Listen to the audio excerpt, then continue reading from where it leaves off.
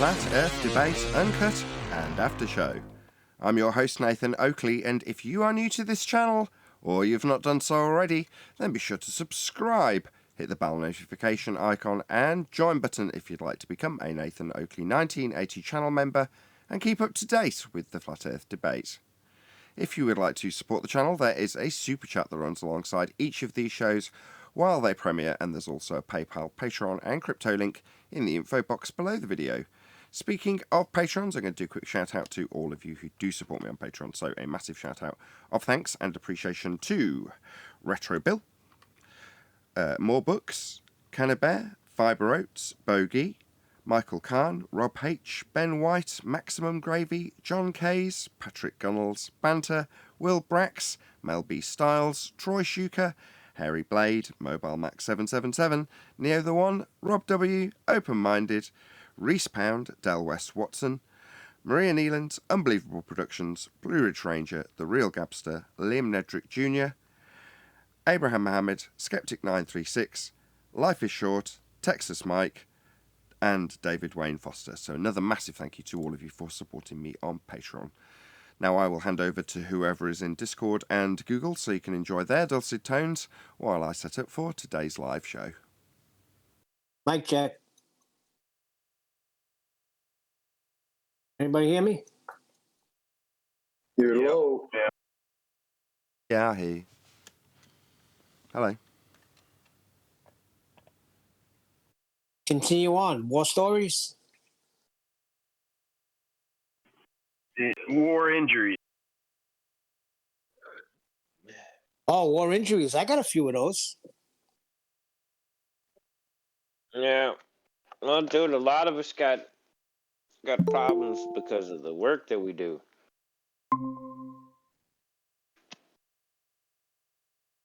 I stopped paying my gym membership because it was too high. So I just do a bit of working out at work now. It's called the workout. So if I'm in a plant room at work, I'll just get down and do like some press ups, some squats, some pull ups on some bars that are in the room. Just body weight exercises. That works quite well, and you don't have to pay for anything. You ever see how expensive weights are today? I had to buy my son something for Christmas, and I couldn't believe how expensive weights are. But I just bought over $2,000 worth of equipment. It's probably $5,000 with the machines and everything for $200. Nice one. Yeah, I recently turned 40, and I started developing carpal tunnel in my right arm, and I got like 3 or 4 fingers that consistently go numb on like a 24-hour basis. It's fucking annoying. Damn.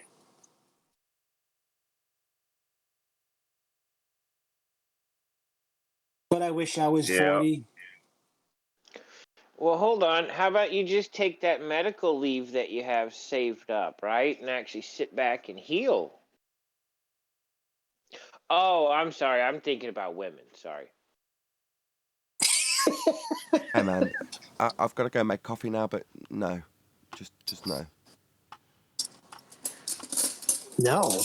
No. Yes, we are supposed to have medical leave for injuries so that we can heal. There you go. It? Yes, yes. You carry on with that. Well, speaking of medical leave, I don't have medical leave. I don't know what's going on leave. Because out of nowhere, I'm home for 2 days. And I know there's work going on, so I don't know what's happening. But I'm really pissed off. It must be that Too much of that flat earth talk on the job site. Must be that frayed carpet. Was that a 10th? Must be that frayed carpet. No, they haven't seen that yet. I fixed that anyway. Carpet tunnel. I was going to say something. You're a carpet guy too? No, it's got to do with money. I guarantee it's got to do with money. He's probably got guys that are coming in cheaper. I don't know. Yeah, but everything's messed up right now. Yeah, my wife's panicking. She wants me to buy all. My wife wants me to buy all types of food, rice, flour, canned food, because whatever's going on in Shanghai, Shangri-La, whatever it is.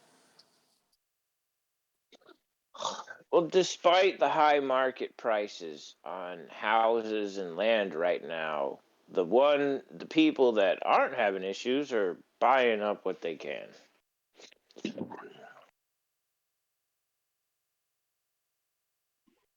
Yeah, I don't understand that. Real estate's through the fucking roof. Yeah, dude. Some dude, one of my friend's neighbors was selling land. He wanted to sell like 12 acres or whatever. It's a good spot in the county, High Point. Dude's wanting like $17,600 an acre. Oh, that Wow. ain't shit over here where 1 acre's going for, I think, $2 million. Yeah, no, Where- it gets where up are you? there in different places. Wait, where are I'm you out here that they're in, going for $2 million I'm acre? out here in Ventura County, California.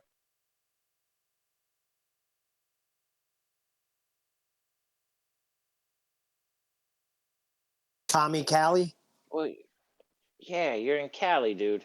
Look, Yeah, here in Texas, Ventura the same County. land that I'm talking about 5 years ago was probably about $3,000 an acre.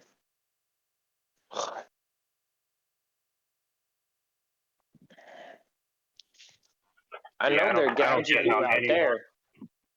Well, you can't say I don't dirt get how cheap anyone can anymore. buy land.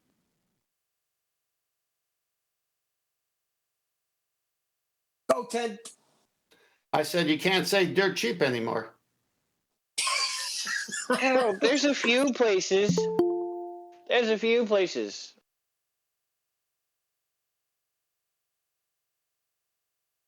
Well, look, they say it's the worst time to buy right now. Not that I can buy, but I mean, I would like to get the heck out of where I am. But listen, I don't know. I think it's foolish to buy when everything is so high. I say wait. Yep, I agree, man. put a They video out. say every 15 years it goes through a cycle, and we're pretty much heading to that point where it's fixing a pop. Well, this is already it. We're in the pop. It's not even 15. It's barely 10. Because 2008 they did it. 2012 they cleaned up, and here we are, 2018, going into a whole new bubble that's popping. Okay. But they're inflating the crap out of it. What are you going to say, Nathan? Well, I just want to interrupt this fascinating discussion to talk about me. I mean, not selfish. Okay. So, Go ahead. Burst the bubble. I will. That, and it's not going to be an economic show, and I haven't done any warm-up work, so I just need to get everyone back on flat Earth. So every 6 months or so, I'll talk about on the show the fact that I'll watch YouTube videos as a form of escapism from what I do for work, which is the flat Earth subject. So, you know, I'm not necessarily watching videos to get material. I've got it. I don't need to do that. You just, like anybody else, you come back away from work, you stick on your television in that case, and you just want a bit of escapism. Tends to be the case that I'll look for factual information more than anything, but not necessarily related directly to the subject. But what I always seem to find happening is I'll always reach a point where I really quite like the YouTuber, I like the content, stick it on in the background and cook dinner or whatever I'm doing. And then they'll start talking about something that is related to the subject. And you start commenting. You know, in this case, I'll tell you about my most recent version of this, but Thunderfoot is an example of that, right? You know, oh great, I can just stick this on, background stuff. Seems informational based, but a good example, right? And then before you know it, you get to him talking and waffling on about stars and planets and space, and you're like, what the bloody hell are you waffling on about? I really liked you a second ago. What are you babbling about? Space is fake. Next thing you know, you've got a back and forth videography battle with a PhD. But there we go, such is life. But it doesn't always work out that way, and this is the first time I can note that has been the case, which is to say that I watched a guy called Robot Underground because I've been watching videos on car hi-fi. I like hi-fi, and I've got a vague interest in car hi-fi. I've never done one. I'm not probably ever... Well, I have done one when I was much, much younger, but very little interest in that, but other than watching videos on it for a bit of escapism. And I found my way to this guy called Robot Underground, and he predominantly builds subwoofers from the scraps of other subwoofers, but to perform at a higher standard than they originally were for less money. Very fairly simple concept. And he works out of his shed, and he's got an absolute ton of stuff everywhere, and he's constantly busy. But he likes to disseminate his ideas and his worldviews along with his very good knowledge on the subject of making speakers and all other audiophile stuff around it, which is great. I love that. So I'm watching him. I've commented in a couple of times because he's like, I'm working towards getting to the moon, and he's got a very high aspirational level for Elon Musk. And occasionally, I haven't really laid into Elon Musk on his videos, but I've certainly pointed out that, you're never going to get to the moon. You've been led astray. I won't detail what I've gone through with him, but I've, pointed out the second law of thermodynamics violation, etc. And when I went back to those videos, because obviously later in the time you want to see, have I got a terrible reaction? I'm going to have to now make a video about you just because I've invested so much of my bloody time of leisure in you. How dare you have a different opinion? What with you giving me all this entertainment for so many hours? It's an outrage. Anyway, I went back to one of the comments and he'd actually hearted it. And I was like, oh, so he hasn't had a negative reaction to this. And it was a video where he specifically detailed being duped about people's paradigms. But in much more contextual base for stereo systems. But, the same context was being applied that we occasionally apply, and the overlap happened to have him mentioning going to the moon. So I happened to drop that comment on that video, and he did, as I say, not respond negatively. So, recently, whether or not this guy's the slightest bit interested in chatting to me, I did actually contact him and say, it'd be nice to have a chat with you. But off the back of it, I might as well do some self-promotion. I was, having a shower as you do in the morning, thinking about what you're going to talk about on the show.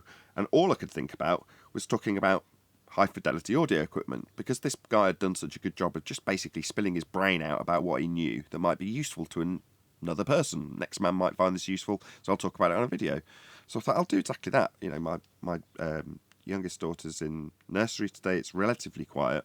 Not perfectly. There's a lot of noise in the video background-wise, but, it's relatively quiet considering it's a school day, so to speak. So I just rattled off my thoughts for about 20 minutes on what is hi-fi and, what might be useful for next man who's like, I want to listen to music and I want it to sound as fantastic as possible. I thought, well, I can help that next man with that by defining what a hi-fi actually is and how you achieve it. So I did for 20 minutes, and then I hacked it down and put in a few screenshots and B-roll footage of what I was talking about and just boshed it out in a morning, not anything light, just for fun. But I just finished off that before this. The whole point of telling you all this, to get it onto the segue of flat Earth, is to say that that's something I've been thinking about when people are like, you should go out and debate this arsehole that hates you and will chuck rotten cabbages at you for 2 hours. It's like, well, no, that doesn't sound like much fun. But what I can do is talk about things that I do have an expertise in, one of which is high-fidelity audio equipment. Now, it's totally unrelated, but it doesn't mean to say that I can't disseminate a certain amount of expertise. And although I've done it in a kind of very leisurely, rough and ready way this morning with that video, I'm hoping that I can potentially branch into a different community that might come across that video. It might get buried with all my flat earth stuff, you just don't know. It might be for nothing, but it's worth a shot to sort of potentially generate a little bit of interest in a little side community that I can appeal to with a totally different subject.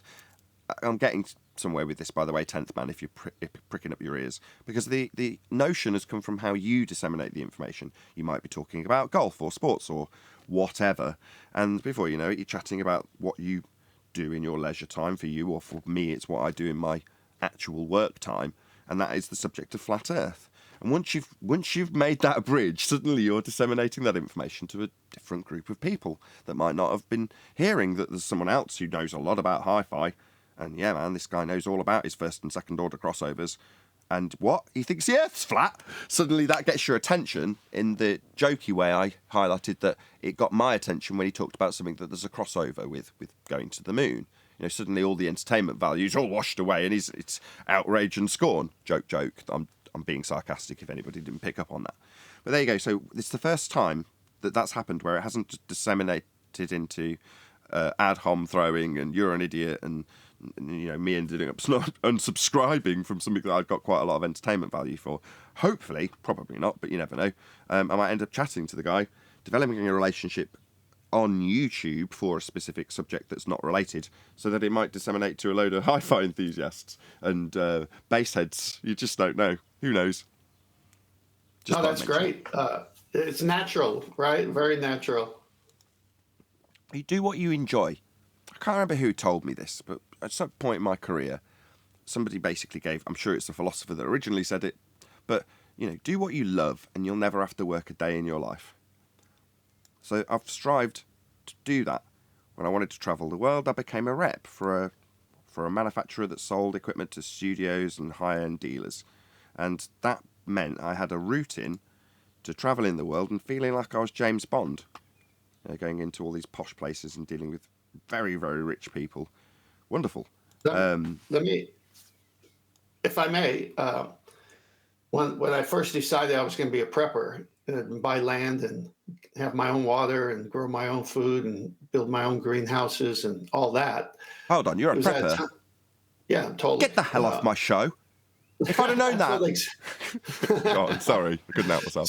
So it was the same thing. Oh, you're one of those, kind of like the stigma of flat Earth, right? Or just any other stigma that people have been programmed to judge without thinking and being, critical as to why would someone be a prepper. And now all those people who were laughing or smirking in the background, they're calling me. What do you think about this food shortage? What did you do? I mean, it cracks me up because I was a proud prepper. Because all I did was saw what they were putting into the foods and said, I want to grow my own food. So I got labeled as a prepper. I've had that exact same parallel after, I've been doing this for 7 or 8 years now. It's a long time.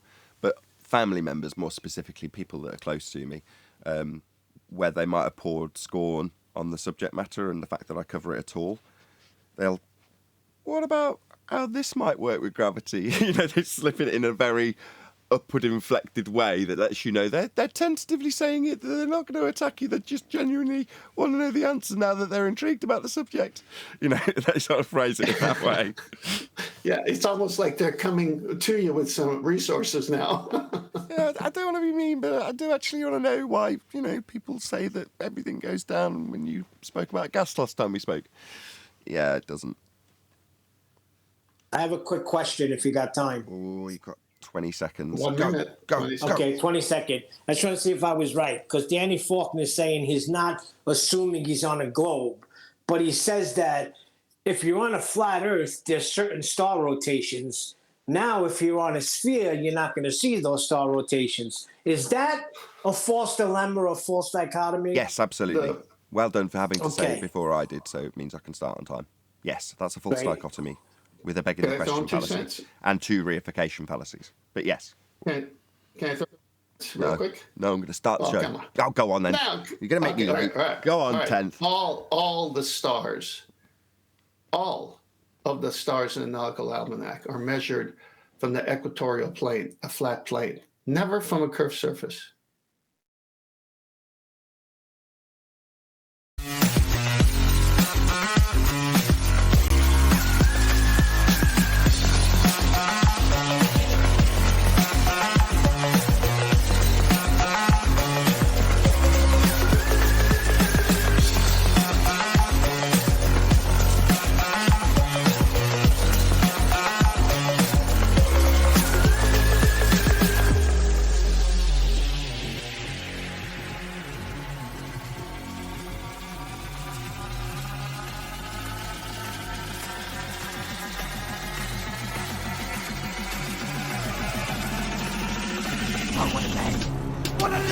Welcome. Flat Earth Debate Live.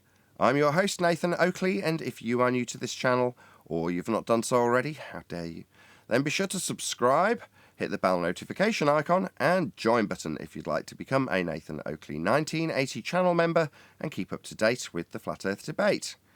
If you would like to support the channel, there is a super chat that runs alongside each of these shows while they are live, and there's also a PayPal, Patreon, and crypto link in the info box below the video. Most importantly, if you'd like to join the discussion, simply mute the page you are currently watching, then click the link in the info box below this video to join the panel and express your views on the nature of Earth. If you do join, please don't swear. If you do, you'll be ejected, and if you are, please don't try to rejoin the stream using sock accounts.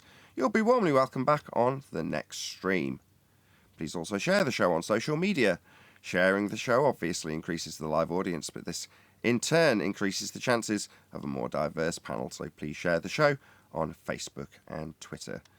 Now, we are joined by 10th Man, Chocolate Saying, Mitchell from Australia, Brian's Logic, Neil, and a whole bunch of people in Discord. So welcome, one and all. Hello, hello, hello. Hello, indeed. Whoa. G'day. That was unexpected. Hello. So much enthusiasm, Good it morning. clipped my output Hello. level. Hopefully that doesn't sound terrible for the live audience. I'll have to address that. Thank you for the sound check. And welcome to Eli as well. Well, with that level of enthusiasm, I'm going to go straight into housekeeping questions. So, any evidence of a physical, geometric sphere-edge horizon, formerly known as the curve of the Earth? No evidence at all. We would not have this show. We would not be talking about the big lie if there was. That's all we're asking them, is show us Earth curve, and they still can't do it. Well, they never will be able to. We debunked what they claim is Earth curve, which is a physical, geometric sphere-edge horizon. Well, they haven't got that anymore. We debunked it in 2020. Any evidence that you can acquire an elevation angle measurement from a curved baseline?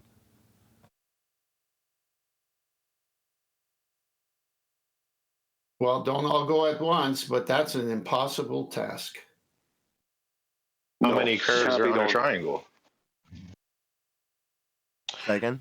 They don't even do it. All their measurements come from the equatorial plane, which is flat. All their measurements to all the stars derive from there because they need a flat baseline to do it. They never do it from this projected arc of the surface, ever. One more time, fresh grown flowers. Just asking how many straight lines are on a sphere. None.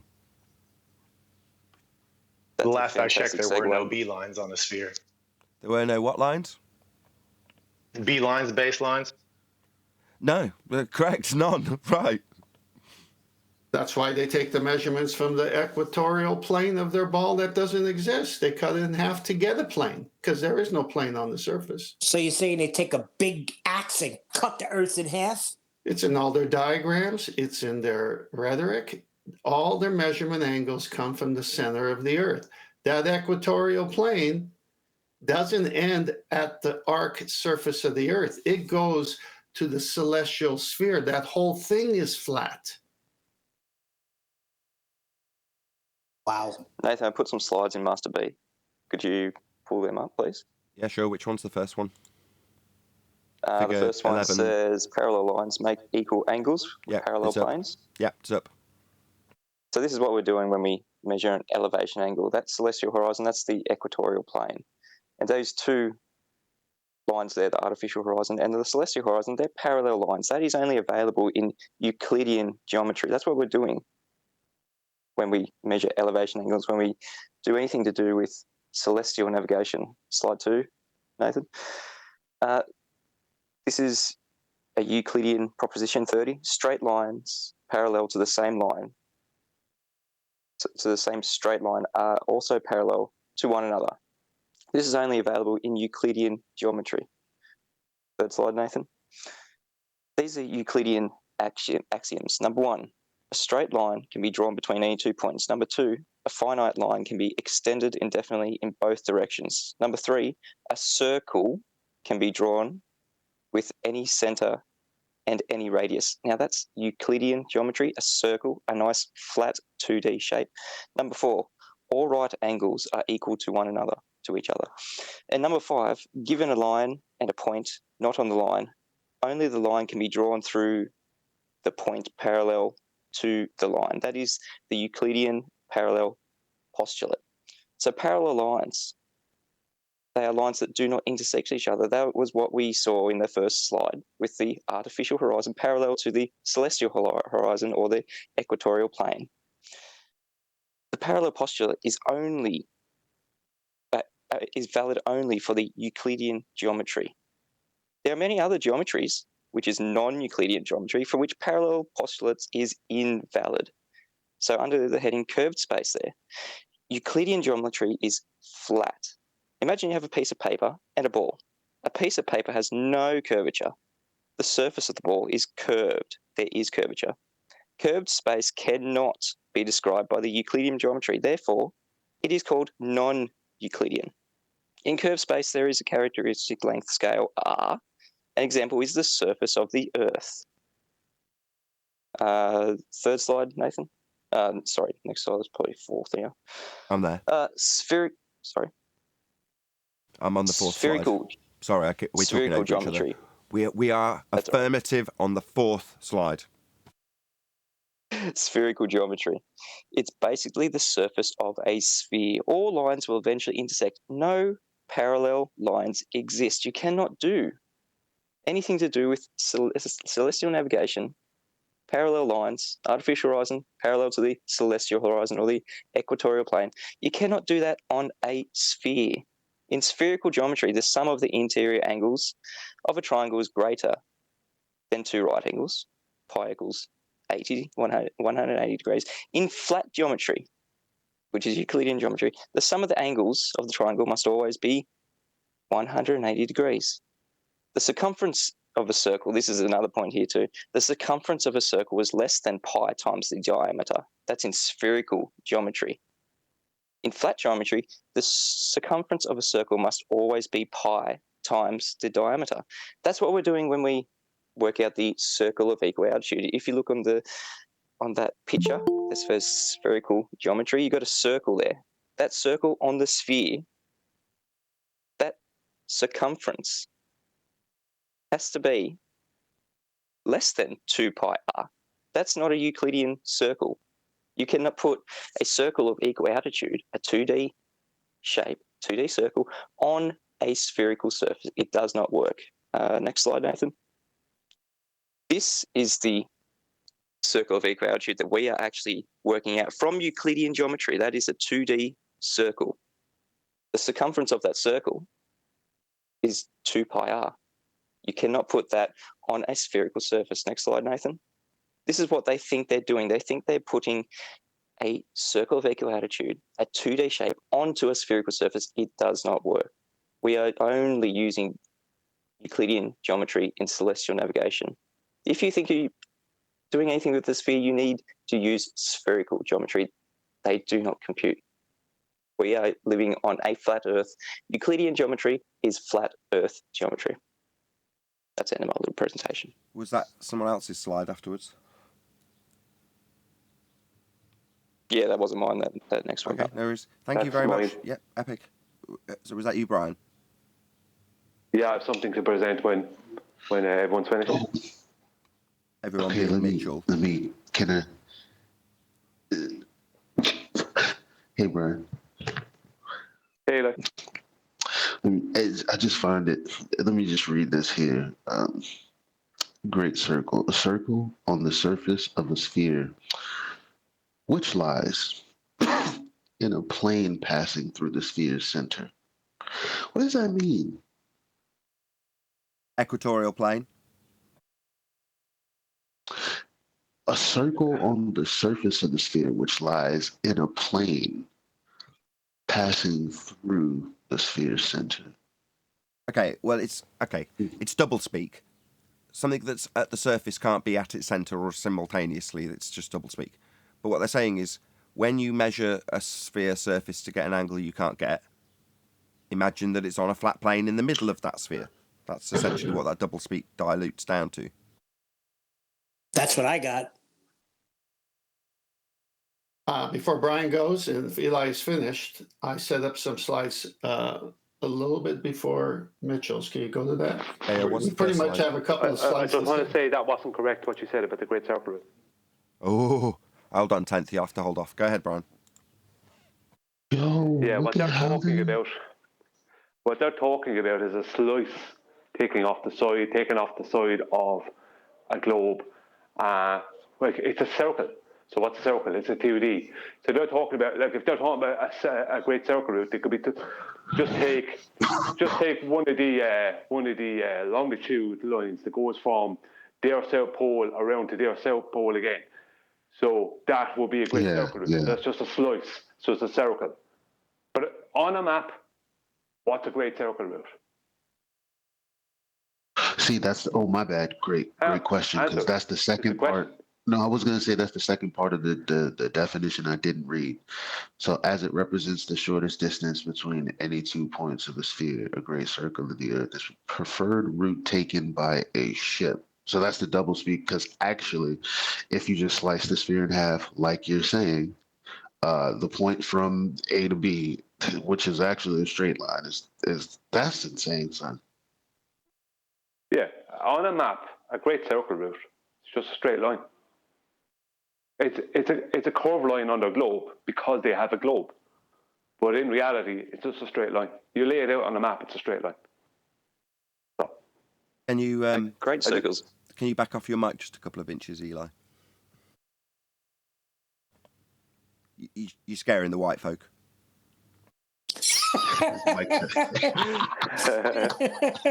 Can I borrow some brown sugar? I didn't think it'd be that funny. Come on, let's not lose the momentum. Are we done with that? Are we moving on with housekeeping, or did Mitch? I think. No, just before 10th goes. Sorry, 10th. We were talking about something yesterday when there was no show. We got into quite a good discussion because the great circle on a sphere is the only way they can actually get a circumference on a sphere, because there is no circumference of a sphere. When who was it? Eratosthenes was doing his little thing when globe believers thought that he was measuring a circumference on a sphere. You can't actually. There is no circumference of a sphere. A great circle root is a circle, a 2D object. That's the only thing that stop before you dig a hole. Just the sphere. There's no circle for their sphere. Contextualize it with what they're talking about. When you say a sphere, the way you said it was there's no circumference on a sphere. Well, yeah, there is. But I know what you mean. You mean the sphere they claim when they're measuring the ground and they're saying is the ground, when they're not just dictating an arbitrarily assigned circle that they're going to call a circumference for a sphere. Well, that sphere is the one you're talking about when you say a sphere, correct? Please say yes. Please, God, say yes.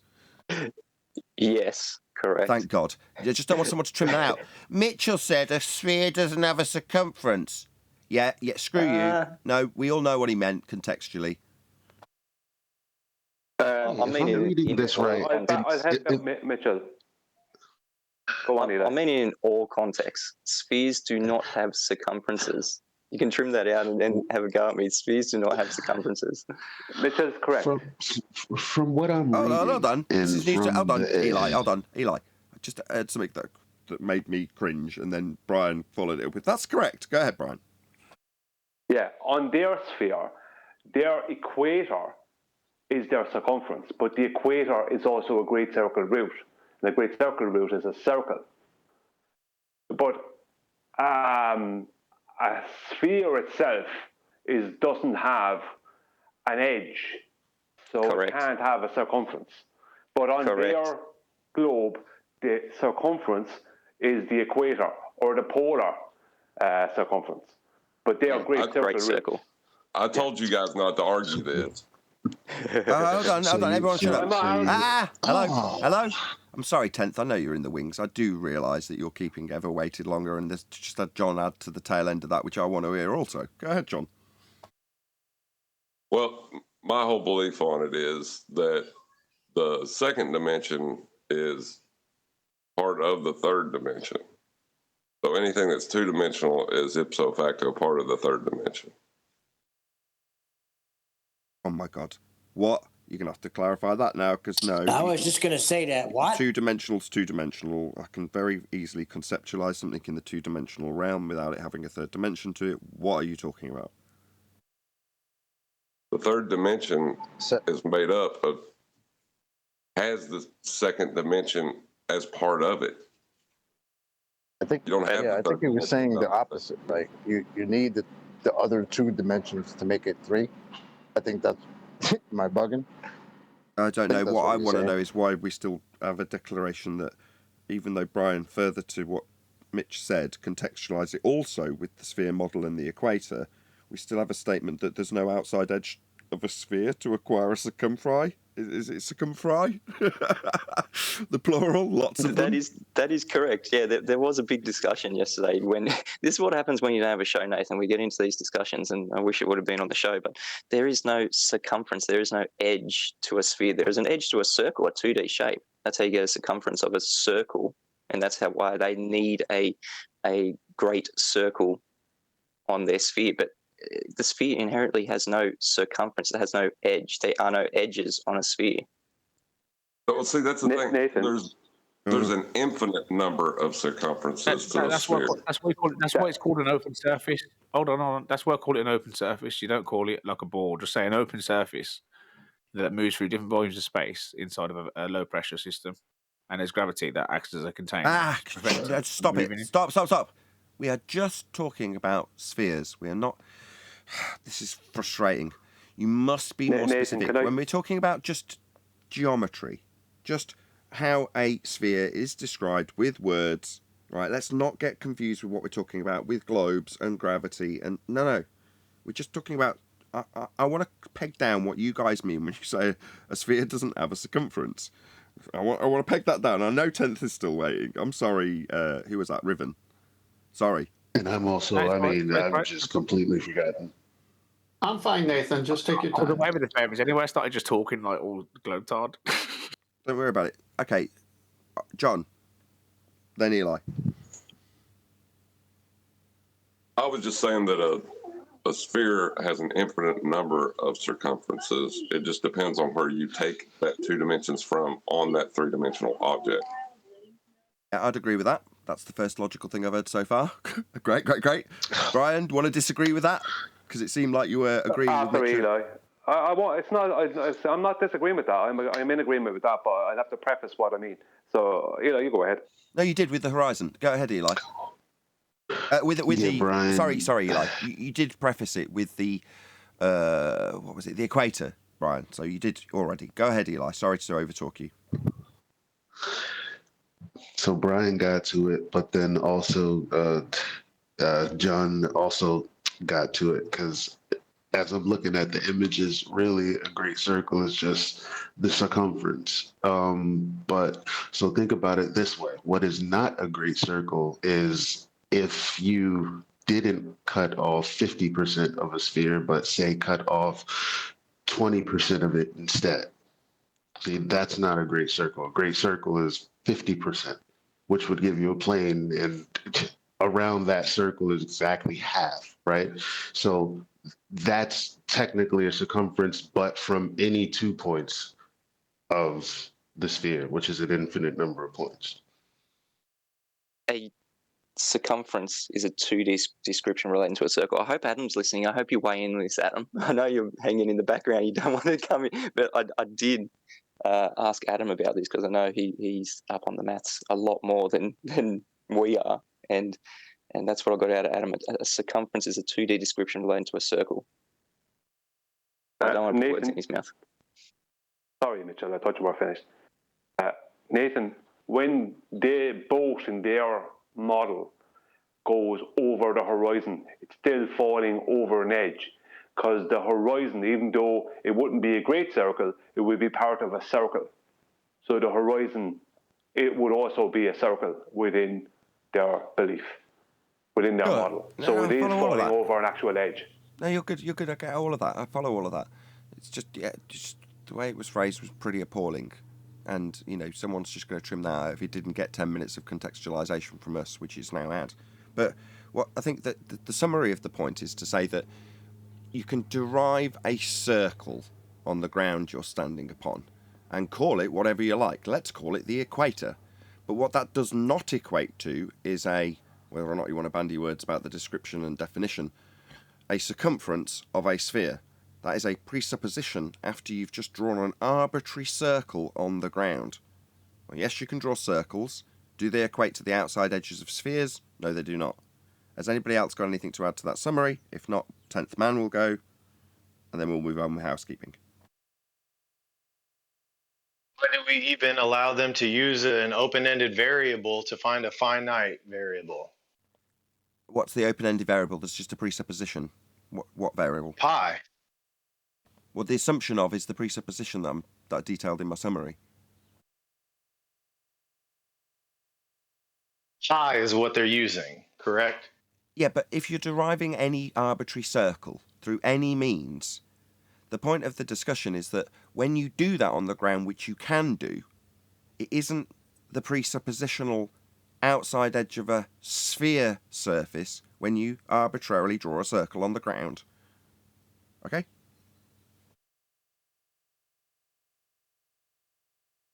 Anyone else? If not, 10th, go ahead. Are you on my slides? There are a couple of postings in Master B prior to your show link. What's the first one? It's the one that same one as Mitchell showed, the square box with the coaltitude. Okay. All right. So Mitchell showed this. In fact, we have a couple of slides that, unbeknownst to each other, we shared this morning. You can see here, this is the sub-point method as described, figure 14.1. And you see the 90-degree box, even though it's not a box, but it is 90 degrees. So you can put a box or you can put the angle there. And it says here that you have a coaltitude, and it uses the observer's zenith, and also has the zenith of the star. In this case, GP over the Earth is called the subpoint. And then the observer's position would be the observer's GP. And you can see those are two vertical zeniths. And then the coaltitude on top, as well as the baseline on the bottom, are key to this, because if your height observed is 60 degrees, as shown here, then you minus that from 90. And when you minus that from 90, 60 minus 90 is 30. 30 times 60 nautical miles is 1,800 nautical miles zenith distance. That top straight line, the coaltitude, will match that baseline exactly. So you are on the Earth's surface 1,800 miles away from that star's position that's posted in the nautical almanac or the air almanac. So you could do another circle of equal altitude and a third and get a fix, and you know where you are in relationship to where they are. This is pretty simple, well documented, and it needs a 90, always a 90. Next slide. So what happens when you're on the surface of a sphere, and Mitchell shared this slide as well, and you need to do this when the baseline is curved? Well, you use an artificial horizon, a bubble sextant, for example, because this is from the air navigation book that I bought, and you create a plane called the artificial horizon. And it's going to match the celestial horizon in their celestial sphere model, where the Earth's equator keeps extending outwards until it hits the celestial horizon, and then it keeps extending until it hits the celestial sphere at an infinite distance. You have a plane. Well, as long as you have a plane that's on top of a plane, and the stars are so far away, the angle is going to be the same as long as that light from the star is coming in parallel. So the key to their whole model is using a plane and star or sunlight being parallel. But really what they're doing is letting the cat out of the bag by showing that all the navigation stars that are used are based from the center. And what do you see there at the center of the circle, but it's supposed to be a sphere? You see a baseline all the way through Earth, all the way to the celestial sphere. So if all measurements are coming from a plane at the center and it goes all the way to the celestial sphere through space and everything else in their model, then really all they have is flat Earth measurements.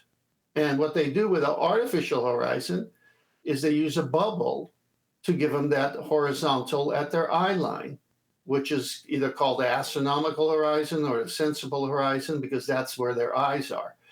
This can never be done when using a marine sextant using the Earth's horizon, which is the surface of the Earth, because they have to do dip correction and get their eye onto the sea level, height of eye correction. And you know they're in trouble when they keep referring to angles. You don't need a right angle. Okay, well, when we go to the previous slide, if you would, what you see there in the subpoint method is two right angles. It's a box with 4 90s. You could put a 90 at every corner there. This is how it's done. And when they keep saying they don't need right angles, they're fooling themselves. You need a right angle. You just can't get one off a curved surface. So they use a bubble sextant or artificial horizon, and you say 2 lines is all I need. I don't need to minus from 90. Well, yes, you do, because you need a right angle triangle. And it's always the follow-up. Once you get your elevation angle, no matter which method you use, whether you use a tray with mercury, or you use a bubble sextant, or you use the marine sextant and shoot the Earth's horizon from the surface, guess what you have to do once you do corrections to get true altitude, which is right angle? Guess what you have to do? You have to minus from 90. But it's a right angle triangle that you minus from. So how could they say it's not? Next slide. So this one shows co-altitude and zenith distance from a side-on view. And you can see here in this one, it's a 40-degree elevation angle taken not from the surface, but the center of the Earth. And you see that parallel line going right through the Earth with the dotted part, and then it becomes solid all the way to the celestial horizon, all the way to where the stars are in the celestial sphere. That's a flat plane, buddy. And you've got a 40-degree angle from that flat plane. And so you minus that from 90 is 50. 50 times 60 is 3,000 nautical miles. That whole globe picture is a joke because they're never getting it from the surface that's curved. They always get it from the flat plane, equatorial plane. Next slide. All about angles. Right angle measures exactly 90 degrees. An acute angle measures less than 90 degrees. An obtuse angle measures more than 90 degrees. The right angle is the one being used for Earth. The acute angle is your measurement prior to minusing it from 90. That could be anything from 5 degrees up to 89. It don't matter. The acute is the angle of elevation. It must be minus from 90, the right angle above, to get your co-altitude. There is no obtuse angle in celestial navigation. Next slide shows a picture that shows the Earth, the equator, and the celestial equator, the equinoctial, you might say, all the way to the celestial sphere, as you can see here. It's just not showing the stars here in this one diagram. All right, so you could see where right ascension is at 0 equator line. They have to have that 0 baseline.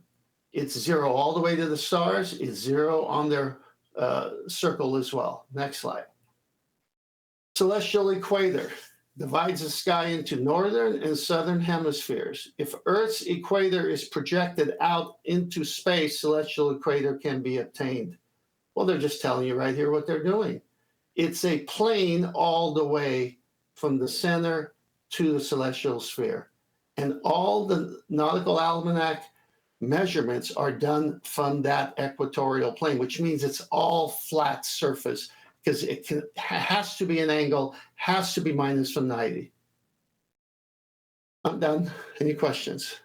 No, that's perfect. I'd like Other than to say that it's redundant, or not redundant, useless.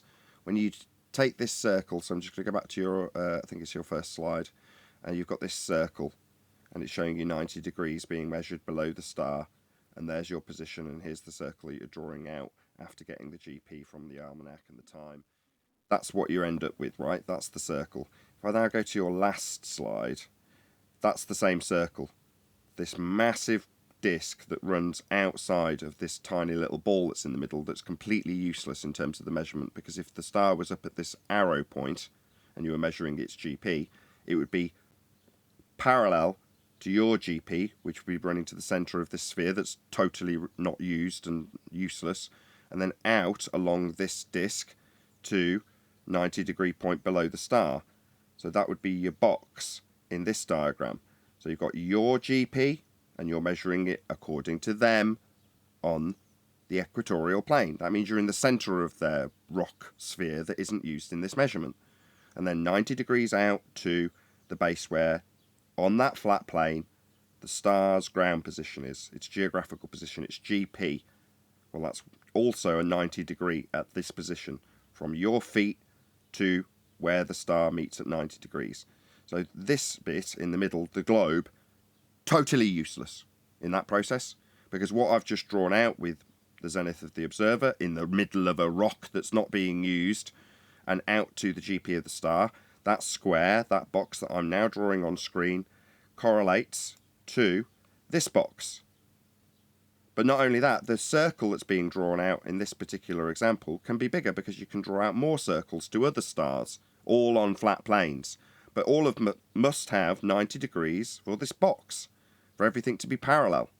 Now, as soon as you curve the ground, these stop being parallel, and the functionality of celestial navigation breaks down. You need it to function on a flat plane, and it does. Anybody else got any remarks? Everything you just described then. Sorry, Brian, you can go first. No, Mitchell, you go. I go ahead. Okay, can I So ask... everything that... Sorry, Mitch, go ahead, man. Everything that you just described there, Nathan, is Euclidean geometry. Can you go back to 10th's first slide? If we go through the Euclidean axioms, number one, a straight line can be drawn between any 2 points. So a straight line from the observer, the ground beneath the observer's feet, to the GP of the star, that's a straight line. Number two, a finite line can be extended infinitely in both directions. That means the plane, that straight line, that can extend infinitely. That creates the equatorial plane. Number three, a circle can be drawn with any center and any radius. This is a Euclidean axiom. A circle can be drawn with any center and any radius. That's what we're drawing with a circle of equal altitude, a 2D circle. It is flat.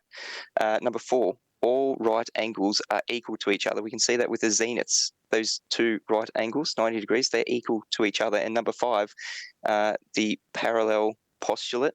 Those two zeniths are parallel to each other. These are all Euclidean geometry. As soon as you say sphere, that's spherical geometry. We haven't described anything to do with spherical geometry, anything to do with a sphere. This is all flat Earth geometry. Not only that, in the depiction, which is why I like this, because now you can highlight where the magic trick comes, they've drawn a bent line. I mean, it completely violates what's being described to have this line bent, and they've even marked it as 90. So obviously they're aware of it to a certain level because they can't get 90 off a curved line.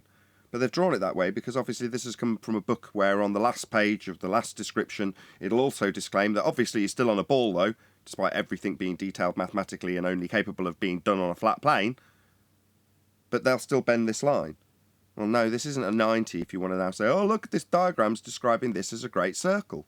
That would be their great circle. But their great circle gives them 90 degrees. My bad. Doesn't give them 90 degrees. That's their problem. The only critique on what Mitch said earlier, this is how we do it. This is how celestial navigation is done. Just in case anybody says, oh, Mitchell said it's... No, this is just the method of celestial navigation and the facts that surround it. Anybody else? That's kind of what I was going to ask 10th Man real quick. You mentioned people saying that you don't need a 90. The people that are actually using this device to measure elevation angles out in reality, do any of them say that you don't need the 90? No, because the final step is to minus it from 90. Oh, so the only people saying you don't need the 90 are the people that aren't actually doing this. Yeah, they don't want the right triangle. They don't want baseline. They don't want 90. They don't want any of that because it destroys their globe. But celestial navigation, you remember that book I could show later on survival. It shows how a person who's lost could take a string, make a right triangle, and with the use of a protractor and a weighted object as a plumb, sight stars. But the string is in the shape of a right triangle. All these pictures say a right triangle. Harold Jacobi says it's a right angle. And so they're all saying no, but then Eli got one of the things I posted. Eli, do you have that handy from that sailing magazine where the guy said, very simply, third grade geometry says, I don't know if you have it handy, but when you do, read that. So the not using the 90, that's more of an anti-flat Earth comment as opposed to a Glober comment, because if you say you don't need 90, you do not know celestial navigation or how an elevation angle is subtracted from 90 to get the co-altitude for your zenith distance. Elevation angle doesn't tell you your distance. Elevation angle tells you the angular relationship off a baseline the star is. Then you minus it from 90 to get your zenith distance. It's the co-altitude that gives you your zenith distance. That sounds like anti-celestial navigation to me. Go on, Brian. Yeah, I just want to say two things just on it before we go further. Number one, when they change the angle, when they bring their angle from their tangent plane down to the center, down to their the plane they make through the center of their globe, they then change the visible location of the star, because they must bring the star down with it.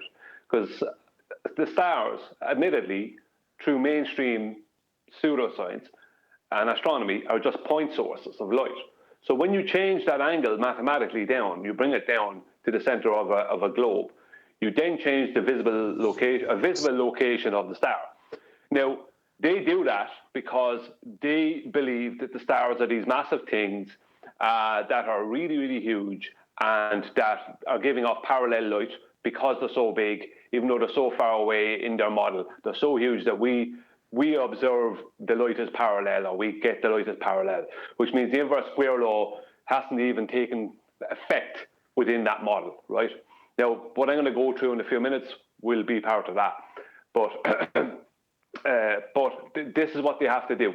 But that means there isn't a GP. You can't have a GP if you have parallel light rays. There is no GP because there is no point where the center of anything, or where there is no point, no subpoint possible if you have parallel light rays, because that means the light rays are covering half of your globe, so you can't have a GP. Secondly, yeah, it can't be done. How can you have a GP under those conditions? You can't. The whole point of a GP is that you have a subpoint. There is no subpoint. You know. But secondly, they just talk about, we only need 2 lines. This is the kind of rubbish argument to come up with. No, you need 3 lines and it is a right angle triangle. You need the horizontal baseline adjacent. You need the hypotenuse angle line, and you need the opposite, which is the zenith from the GP. They keep forgetting about that. That is the 3rd line of the right angle triangle. So every time they come up with this, we only need 2 lines, you remind them of the zenith from the GP. Because the adjacent and the hypotenuse, right, the adjacent, which is the horizontal along the surface of Earth, the hypotenuse, which is the angle line, they must meet the opposite, which is the zenith from the GP. So the people who are saying these things are crazy. And as Tent says, they cite themselves. They don't cite anything really official. I just want to remind everyone, just before I finish, go back to 2021, and we had these people telling us that circles of equal altitude were great circle routes. They didn't even know the difference between those 2 things. Finished. Eli, you got your thing up. You want to read it? Nathan, he's got the slide up. I can't see it in the. It's after my 2. It's after my 2. Oh, I see. It's in Skype. Yeah. Okay. Yes, definitely. I'll pop it on screen while he reads it. Is it right? Is it right at the end? With the guy in the boat. Is it the guy? Yeah, the guy in the boat. Eli, you want me to read it, or are you going to read it? Definitely Eli, please, with his dulcet, bassy voice. That'd be brilliant.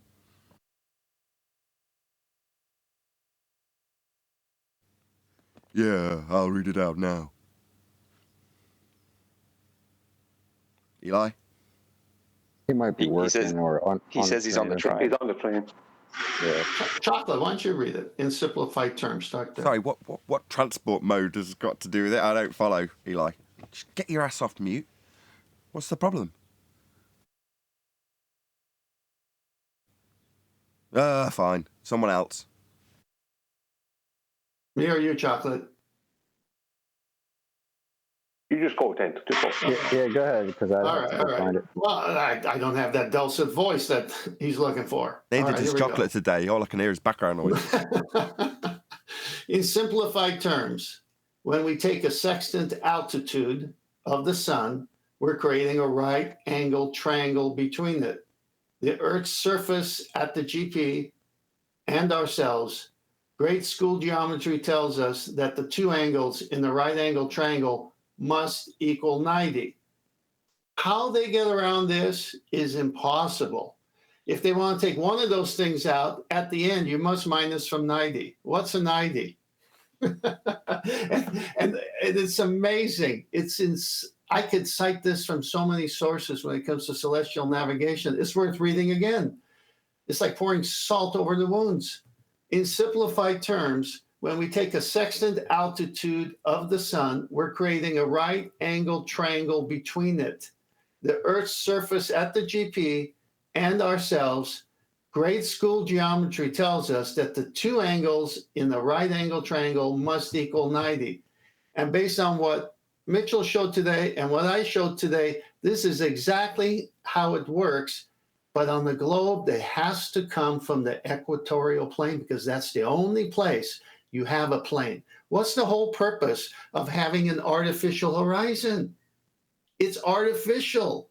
What's the real horizon? Not artificial. That's why you do height of eye, get your eyeball on the sea level, and you have the same thing happening at sea because the Earth is a plane. So when they say in the artificial horizon or the bubble, we don't use the horizon. Yeah, because you have an artificial one that matches the real one, the flat plane. And all your measurements come from the center where it's the equatorial plane. You can't get away from a plane no matter what you do. You have to draw a line. Why can't you just do it off the surface of a curved Earth? Because it's impossible to get an angle with a curved baseline. Stage of the sextant. Will you let me know when you're going to put up my thing, Nathan? I'll go through it. Yeah, I'll do it after the super chat if you want. We still only two housekeeping questions in. How long are we into this show? 43 minutes. Actually, I do have two slides afterwards, and then Brian, so that we can finish this subject off. So do your super chat. I just want to say that lady in the picture that looks like she's using a sextant, that doesn't look like the center of the Earth. Am I crazy? No. Okay, thank you. Hence why we usher in the term cognitive dissonance. Indeed. Yeah. Anyway, I'm going to read out this super chat from Godzilla37. So big shout out to you, my friend, for smashing the super chat first and foremost. Don't want to interrupt the show. Well, you definitely have done that, Godzilla37. Don't apologise, but it's all good. But I had a cancellation, and now I'm desperate. Virus. Do you do children's parties? The original clown cancelled. I think he's talking to Virus in the chat. Thank you all the same for ad-homming the chat via super chat, Godzilla37. Really appreciate it. And if you just joined us, because there's 150 people watching, which is not an insignificant amount of people to be watching a live show, very warm welcome to you. Please smash the share button.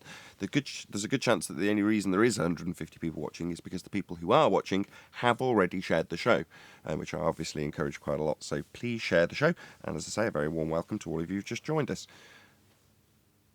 Who is next? So you know what? People like to talk about what is poetry and what is definite, right? And there's a lot of different arenas that comes up. So in this case, when they're saying, "Oh, we're getting that angle measurement from the equatorial plane," like but then, you either have depictions of people doing it on the surface, or you have cartoons of people doing it on an equatorial plane. So in that sense, is that poetry or is that literal, do you think? Well, it's a bit of both, because when they transpose a sphere outside edge to the equatorial plane, that bit's total fantasy, because you can't measure an angle on a curved surface to transpose it to the middle of an equatorial plane.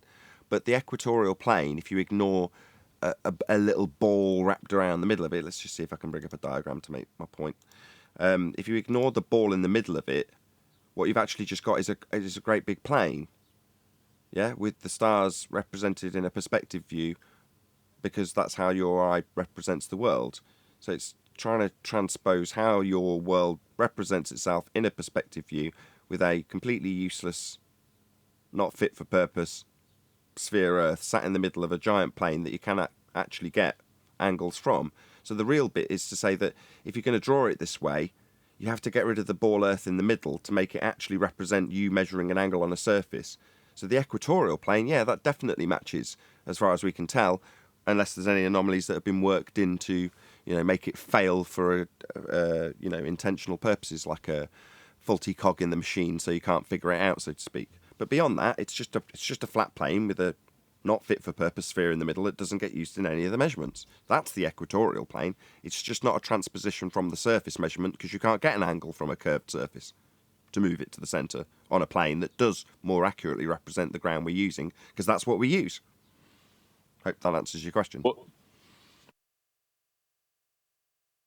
it's interesting about the equatorial plane too, because that's just a tangent plane.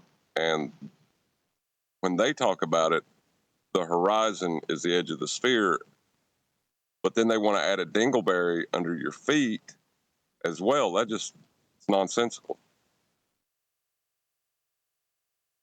Well, when one of the Globers said, well, when us Globers are speaking about elevation angles, we aren't talking about the surface.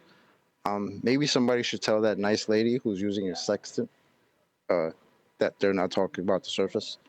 Maybe they should let her know. They're not talking about their surface.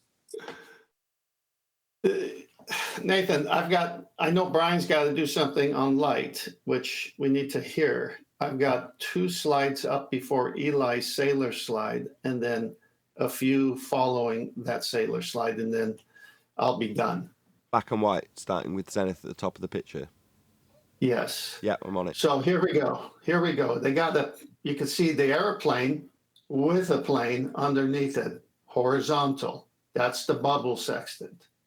The bubble spirit level gives you level horizontal. That's the dotted line underneath the airplane. Then you've got a ship on top of a spherical Earth depiction, and it's got a tangent plane underneath it as well.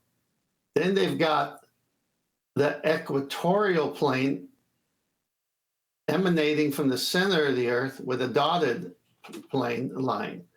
Now, all those angles end up being the same because they're saying all the light from the stars and sun is coming in parallel, which it's not, but this is how they trick people by saying it would be a corresponding angle at each one, because that's the way it's happening. Go to the next slide. In the same video from the Navy, it shows how a circle of equal altitude is done, and there's your right angle triangle. The guy has this tape that he pulls out and then walks around this circle, and that maypole is supposed to represent the GP of a star or sun. So by them denying triangles, and I could just go to everything celestial navigation and just show that this is how it works, they've already dismissed themselves from the learned. These are zombies we're dealing with. They cannot attack the methodology of celestial navigation, so they attack us, and they make silly statements. Now, if you can go to the air navigation cover, tell me when you're there, of the slides underneath the sailing one. Yes. All right, so I have this book. I have volume 1, volume 2 as well. There's so many things that I haven't even shared, but here it is from the Department of the Air Force and Navy. Go to the next slide. Now, this one I'm going to read, because you got to look at that picture on the top left. And that is showing an artificial horizon plane. And this is done with the bubble, because this is air navigation book. But the artificial horizon would give you artificial horizon as well, like the bubble does, the one with the Mercury. But let's go with this, since it's aviation. If you look at the plane of the celestial horizon, it's extending outside the sphere Earth depiction, and they are parallel horizontals. Now, if you read with me just below, the horizon most used by the air navigator is the bubble or artificial horizon. As in a carpenter's level, a bubble indicates the apparent vertical and horizontal. By means of the bubble, the navigator can level the sextant and establish a reference plane parallel to the plane of the celestial horizon. This plane is the artificial horizon. The artificial horizon established by the bubble in the sextant. Notice figure 11 dash. Can I make a comment, please? No, not yet. That the plane of the bubble horizon and the plane of the celestial horizon are parallel and are separated by the radius of the Earth. In comparison with the vast distances to celestial bodies, the radius of the Earth is immeasurably small. Therefore, if two parallel circles on the Earth are separated by a linear distance equal to the radius of the Earth, these two circles must appear to coincide. Thus, the artificial horizon and the celestial horizon appear to coincide and be considered identical. The geographical position of a celestial body can be determined for any time to establish a celestial line of position. The observer's position relative to the geographical position of the celestial body must be ascertained. The factor which can be measured most conveniently with some degree of accuracy is the altitude of the body. That's the elevation angle. You need a flat baseline to get that. The altitude is the celestial body in its angular distance above the observer's celestial horizon. Altitude is measured from the horizon along the great circle passing through the observer's position, and the body in figure 1122, the great circle passing through the observer's is perpendicular. Okay, so you can see how they do the magic trick. They put a ball, as Nathan said, when the ball doesn't need to be there, because all they need is the celestial horizon, which is one big flat plane. And it shows you right there on the left that they coincide. All the angle measurements come off a flat surface. This is the end of them. Now you can interrupt. I just wanted to make a quick comment, which is when I was trying to grasp a container, it's such a good question, because I was trying to say to them, everything really needs a container. An egg is a container. You know, you was born with a container. Your brain's got a container. You know, nothing can be anything without being contained.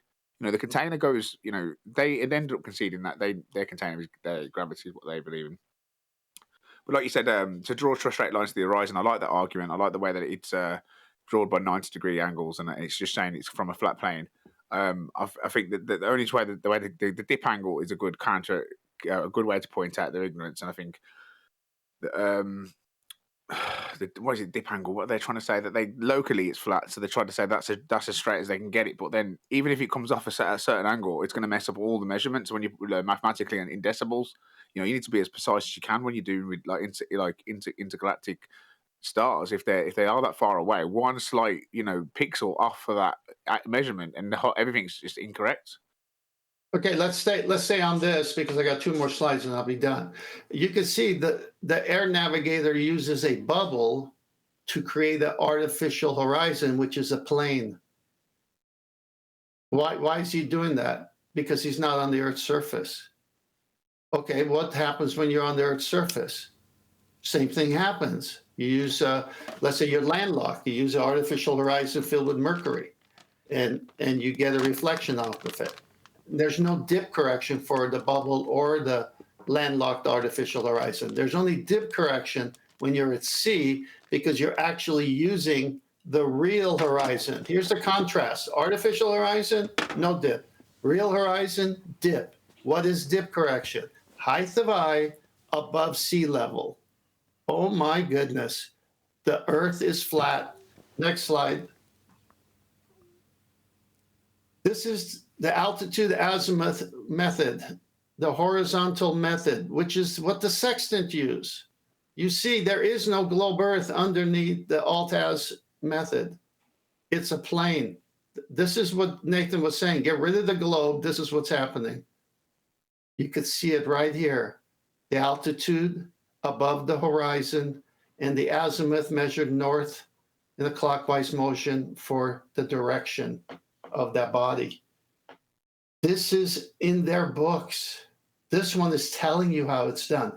So in their mind, this is what's happening from the equatorial plane.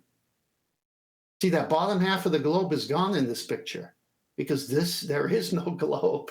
Next slide. Killer slide. Killer. I mean, not much can be said. I mean, this is what they need, a flat Earth to do it. So they put that whole equatorial plane on top, which is the alt-as method, horizontal method. Total destruction for them. Excellent work. Thank you, 10th. You got it. We're not going to get through housekeeping. Anybody got any comments? We've done a lot of elevation angle stuff today. I have just a question, just for learning purposes. Ed? So, and this sounds like it's like a reoccurring statement / kind of like barrier that we're not passing, I guess, in a lot of these conversations. So,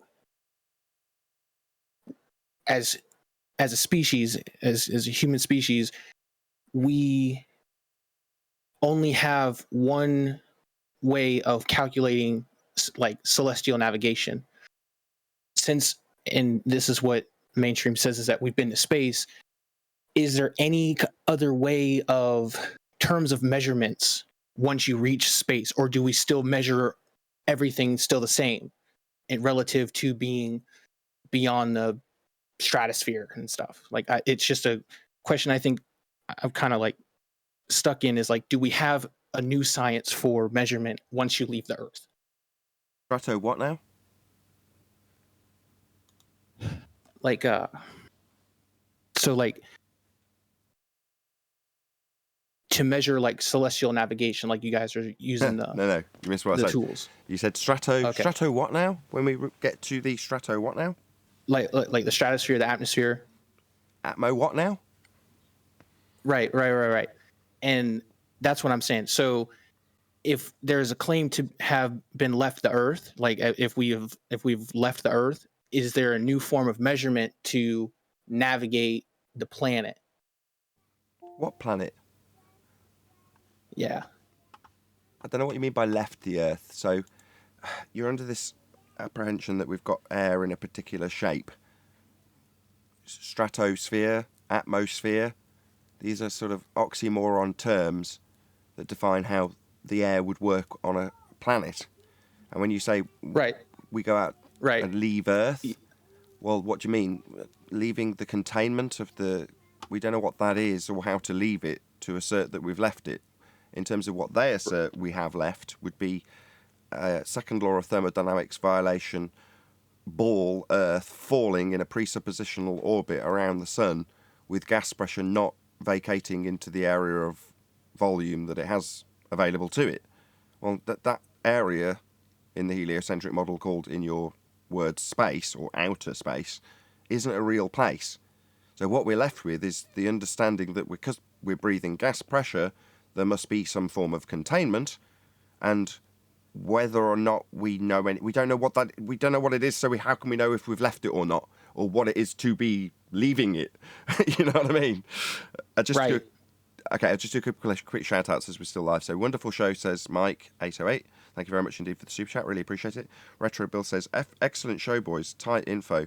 Thank you for the super chat, Retro Bill. Really do appreciate your support. There's a couple of things I want to shout out before we do end the live show. So any last comments? We're going to run over a little bit, but I don't mind. No? Okay. Well, I'll comment on what the caller just said. They are doing it and showing you how they do it. They use a bubble to mirror the flat Earth underneath. They have an artificial horizon 30,000 feet up in the air. It's a flat plane.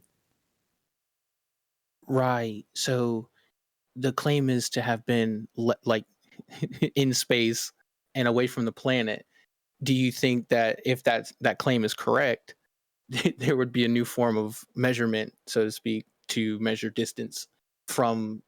You're asking about what how they call I can compare and contrast two different worldviews. So if I flip the question to highlight the absurdity, if I say, if it is true that they've been to Narnia and the world that they experienced there was a journey that we could compare to, how would the journey that we took, comparable to the journey to Narnia, what would that be like?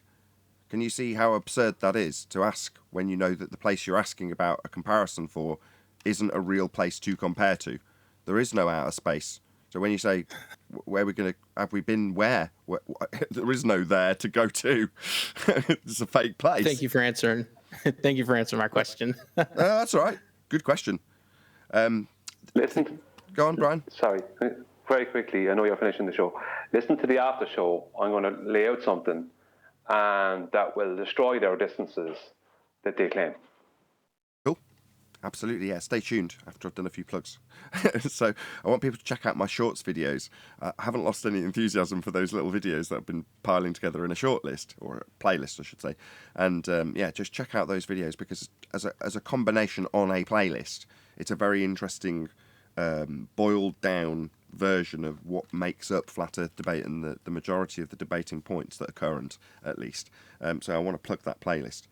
Also, I'm going to release a video shortly about hi-fi. If anybody's interested, I know occasionally there's a few people who might watch the show that know I've got a high degree of enthusiasm for the subject of hi-fi, or high fidelity reproduction, or audiophile reproduction, not just in the studio setting, which I often talk about, but for a hi-fi audience that I may not currently reach when I do have a little bit of information to offer on that subject. So I'm going to offer that out, see how that goes. If you're interested, check it out. I'll release it shortly after this show ends.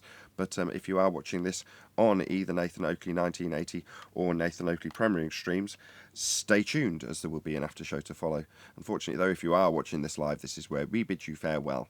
Another massive thank you to both Discord and G+ panels for making today's live show possible. And of course, a massive thank you to all of you in either Nathan Oakley 1980, no, in the live stream, Nathan Oakley 1980 live stream. Hopefully smashing the super chat, liking, commenting, sharing, subscribing, joining as a Nathan Oakley 1980 channel member, hitting the PayPal link and all that good stuff. I've been Nathan Oakley. Stay tuned if you're watching on a premiering stream, and I will see you all in the next video.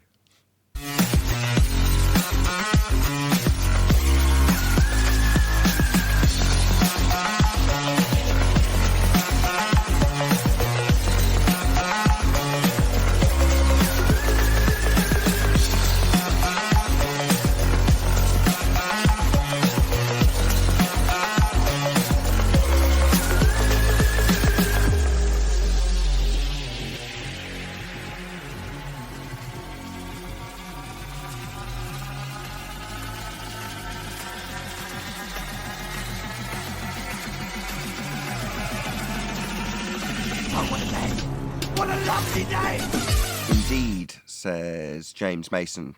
Thanks for sharing. And I echo that sentiment to all of you in the live stream. Thank you very, very much for sharing the show, as there's currently 160 live participants. So massive thank you to all of you who shared the show.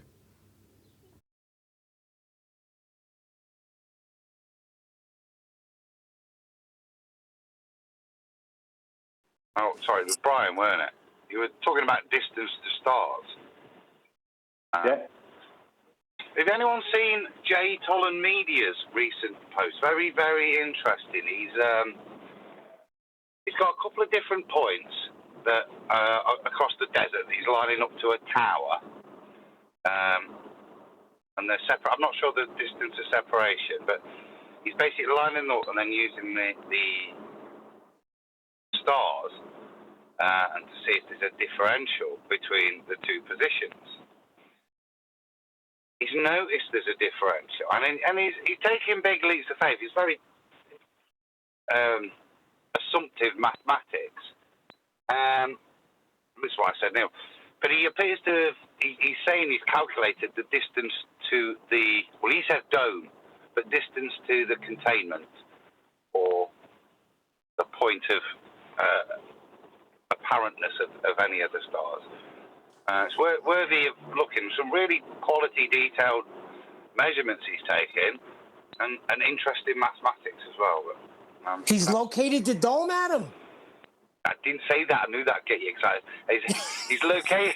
His claim is it's the distance to the dome. He says, but I think reality he's not putting a shape into that. He's just saying the point of containment.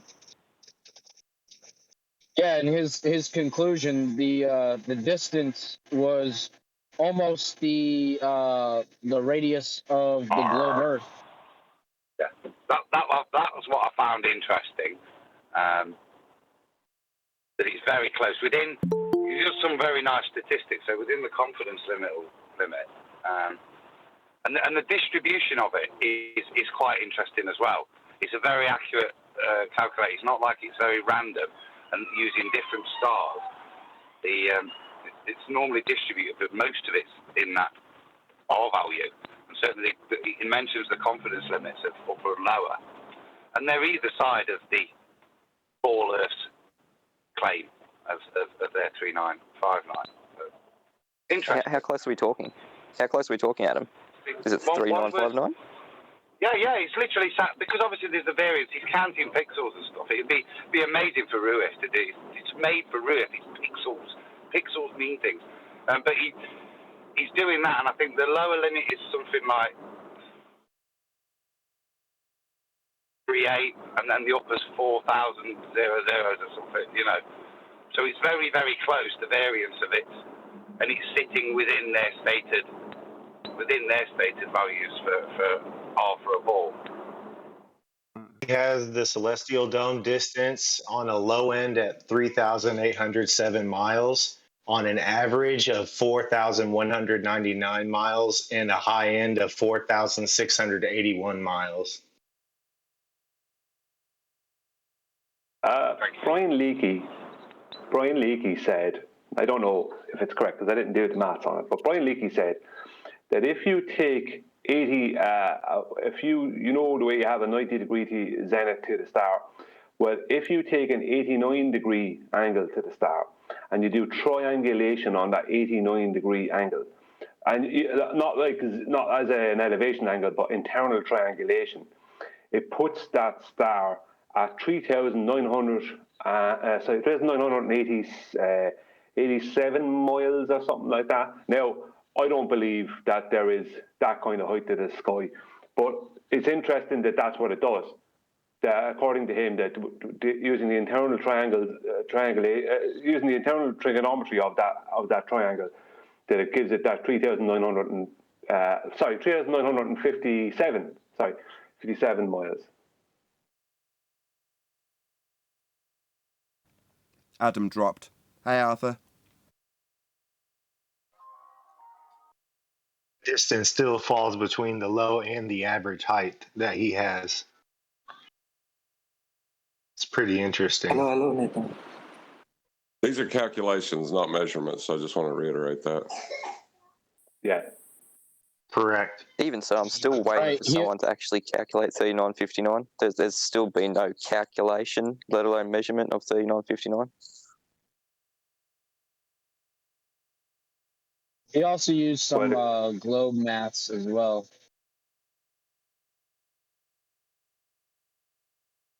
The 3959 is an average of the needed polar and equatorial radii. It's just an average of those two. It can only ever be calculated. You can never measure that. And they're all based off of flat Earth elevation angles to bars. That's where it all comes from. Right, They have Brian, to match what they see in the sky. now you've got the mic. Exactly. You said you wanted to present something. Is it something I've got to do, or can you present it on your screen, or did you want me to do something in Skype? It's in Master B. If you just go back a few from where Kent posted, it's just after what Mitchell posted. It's just, you'll see it there. It's a page with different colour writing on it. On it, what's it look like? It's just got different colour writing on it. It's got different calculations on it. That's what it has. Oh, a whole bunch of text. Yeah. Oh, it's quite a way back. Okay, give me a sec. Yeah, I got it. Okay. Yeah, it should be started with the current two-way speed of light calculation. Yeah. Yes, I've got it. Okay. I'm going to lay this out what I mean by this. I'm not going to read everything out off of this. I'm just going to try to explain it as best in the layman's terms. The current two-way speed of light calculation is only a calculation. It's a convention that's agreed upon, and that is according to Albert Einstein, who needed light to be a constant, and that constant rate for C in his relativity, and obviously when he's E equals mc squared as well afterwards. But he needed C to be a constant in all directions. That means light needed to travel at a rate of 671 million miles per hour in all directions equally, right? Now, that is a calculation, that's their calculation, right? And off of this, they have the distances and size of celestial objects determined, and they also then get to claim other things like satellites being a certain distance away, blah, blah, blah, blah, blah. So I'm just going to show something here, right? Just to show that it's only a calculation, there's no measurement of the speed of light. Nobody has ever measured the speed of light. Whatever speed it has, if it even has a speed, I don't know, but no one has ever measured it. This is a fact. There has been a lot of calculations of a two-way speed, but no one ever measured the one-way speed, ever. And they probably will never, and Curie even, I think, agrees with that. Probably, and so does Veritasium, and I think Albert Einstein, because nobody could ever determine, when they send a signal from A to B, that the signal was going at the same speed from A to B as it was going from B back to A. They can't determine that. So they can only come up with a two-way calculation. And what they've done is they come up with a calculation and they've used it to their advantage, right? Their convention. So the two-way speed of light calculation is 671 million miles per hour, right? That is what it is in miles per hour. So if we divide this, right, by 60, right, we get 11,183,333 miles per minute, right? So there's over 11 million miles per minute within our two-way speed of light calculation. Now, if we divide that again to get by 60 again, we get 186,388 miles per second. So within their calculation of 671 million miles per hour, each second light should be traveling within, or travels within that convention in all directions equally at 388 miles per second. So if we divide 10,000 miles into 186,388 miles, we get 18.638 times. That means that you can send a signal, right, 10,000 miles, 18.638 times within a second, within that calculation. So within the two-way speed calculation, within a second, you could cover 10,000 miles over 18 times, right? So if we then take this 186,388 miles per second, right, from their two-way speed calculation, and we divide it down by 16, we end up, after we've divided it down by 16, we end up with 11,649.25 miles. So that means that once we've divided down our two-way speed of light in miles per second down by 16, we still have light within that convention moving at 11,649 miles per hour, or sorry, per second, right? So that means that even if we divide down their 186,000 miles per second from their two-way speed of light calculation by 16 times, that's a lot, right? We still end up with over 11,000 miles per second that within that convention that light would be traveling in all directions equally at a constant, right? So if we divide the 10,000 mile trip, signal trip, right, into our 11,000 mile 11,649 mile divided by 16 calculation, that means that if we used the current speed of light calculation but divided it all by 16, then a signal could travel 5,000 miles one way and 5,000 miles back to the receiver in 0.86 of a second. So that means that if you were a radar operator, right, would you notice that? In the real world, would you notice that? Would you notice that if you sent a signal out 5,000 miles and it came back, right, within 0.86 of 1 second, would you notice it? No, you wouldn't notice that. In the real world, when we use their calculation in the real world for different things like LiDAR, radar, you have like the speed guns the police use, which are only often like no more than, I don't know, a couple of 100 meters or half a mile or whatever, you know, at most, but most of the time they're only a few hundred meters from a car. So when we use this calculation in the real world, right, if we divided it down by 16, it would still not be noticeable. But that doesn't change the speed of light. Whatever speed light moves at didn't change. If it's a constant, an inconstant, a finite or infinite, we don't know. It doesn't change, but all it changes is two things.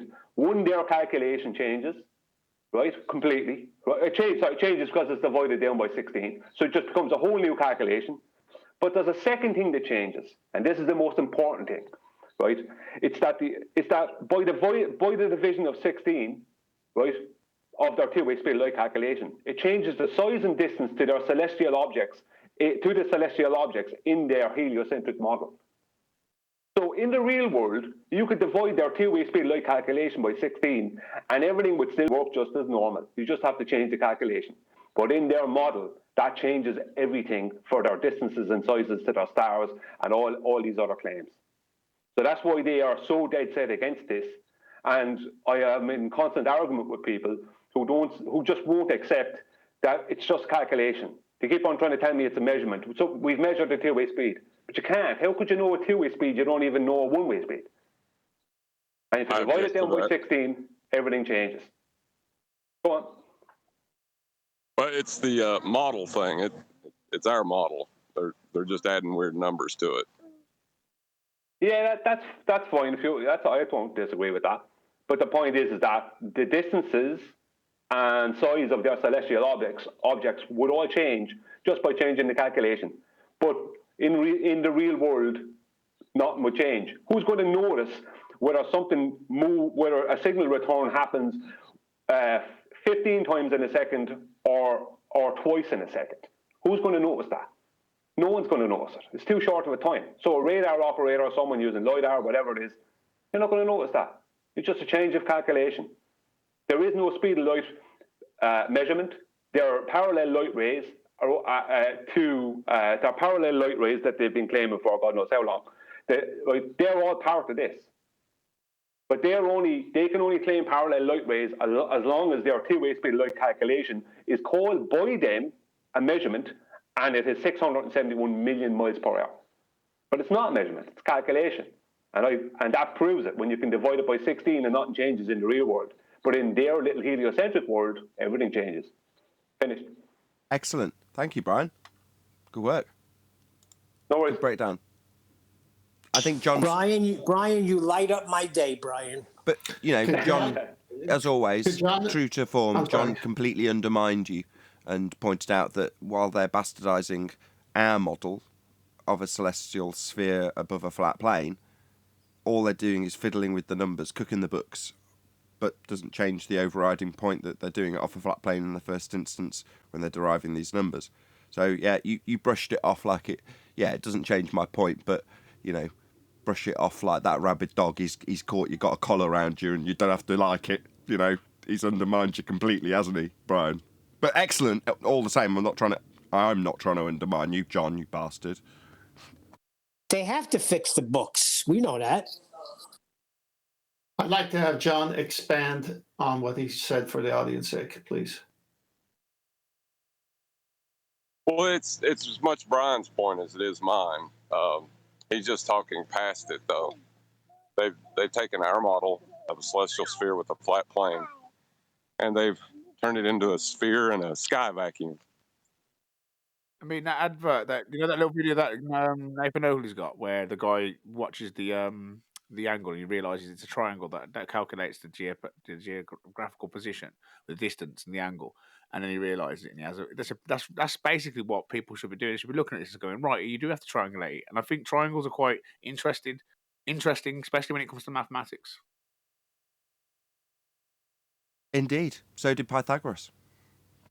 And they don't work on a sphere, that's for sure.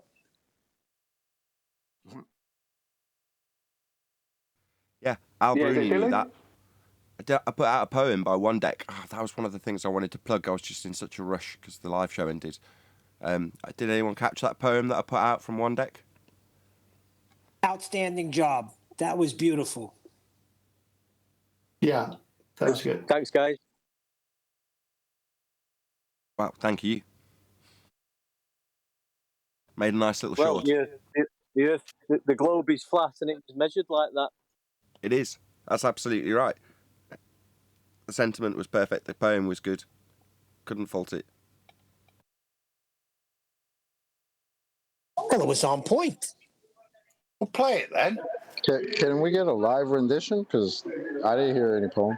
Oh, you didn't hear it. Got it memorized, or do you need to dig it out of a Word document? Yeah, no, I can go for it. I've got a little poem, and it's called "The Globe is Flat." The globe is flat. It's measured like that. The globe is flat. The Greeks all knew that.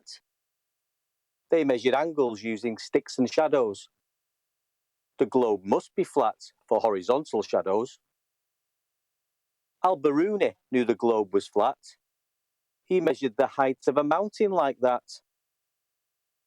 And when I was a sailor navigating the sea, the surface of the ocean appeared very flat to me. Triangulation on the surface of Earth, all achievable with not one use of a curve. And with that, I'm going to say another huge, massive, enormous thank you to both Discord and G+ panels for making today's after show possible. And of course, a massive thank you to all of you in either Nathan Oakley 1980 or Nathan Oakley premiering streams, for hopefully smashing the super chat, liking, commenting, sharing, subscribing, joining as a Nathan Oakley 1980 channel member, and all that good stuff. I've been Nathan Oakley, and I will see you all in the next video.